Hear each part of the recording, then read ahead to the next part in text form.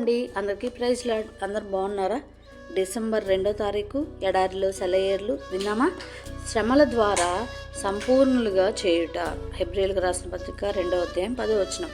ఇనుము అగ్ని కలిస్తే ఉక్కు అవుతుంది. అది భూగర్భంలోని రాయి వేడిమి కలిసిన మిశ్రమం. నూలుకి శుభ్రపరిచే సబ్బు, దారాలుగా చేసే దువ్వెన, నేత నేసే మగ్గము కలిస్తేనే వస్త్రం తయారవుతుంది. మానవ ప్రవృత్తిలో మరొకటి కలవాలి. అలాంటి వ్యక్తిత్వాలను ప్రపంచం ఎప్పుడూ మర్చిపోదు. మనుషులు గొప్పవాళ్ళు అయ్యేది సుఖభోగాల వల్ల కాదు, శ్రమలను అనుభవించడం వల్లనే.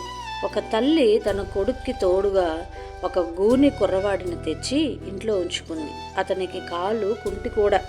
ఆ కుర్రవాడిని అతని వైకల్యం గురించి ఏమీ అనవద్దని, అతను మామూలు పిల్లవాడన్నట్టుగానే అతనితో ఆడుకోమని తన కొడుక్కి గట్టిగా చెప్పింది.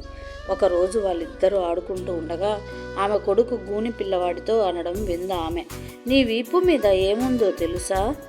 గూని పిల్లవాడికి ఇబ్బందిగా అనిపించింది, మాట్లాడలేదు. చాలాసేపు సందేహించి ఆమె కొడుకే సమాధానం చెప్పాడు, అది నీ రెక్కలున్న పెట్టె. ఒక రోజున దేవుడు దాన్ని విప్పి ఆ రెక్కల్ని విడుదల చేస్తాడు. నువ్వు దేవదూతలాగా ఆ రెక్కల సహాయంతో ఎగిరిపోతావు. ఒక దినాన దేవుడు క్రైస్తవులందరికీ తెలియజేయనున్నాడు. ఇప్పుడు వాళ్ళందరికీ కష్టంగా అనిపించిన ఆదేశాలు, వాళ్ళ వ్యక్తిత్వాలను సరిచేయడానికి, వాళ్ళని ఉన్నతులుగా తీర్చిదిద్దడానికి, పరలోకంలో తాను కట్టబోయే పట్టణంలో వాడడానికి, మెరుగుపెట్టిన రాళ్ళలా చేయడానికి వాడిన సాధనాలను. వ్యక్తిత్వం అనే మొక్కకి శ్రమలు మంచి ఎరువులు. మన జీవితంలో అత్యున్నతమైన వ్యక్తిత్వమే మనతో పాటు నిత్యత్వంలోకి మనలను తీసుకుపోగలిగేది. ఇదొక్కటే. దర్శన పర్వతానికి వెళ్ళాలంటే ముళ్ళదారి వెంట వెళ్ళాలి. Praise the lord.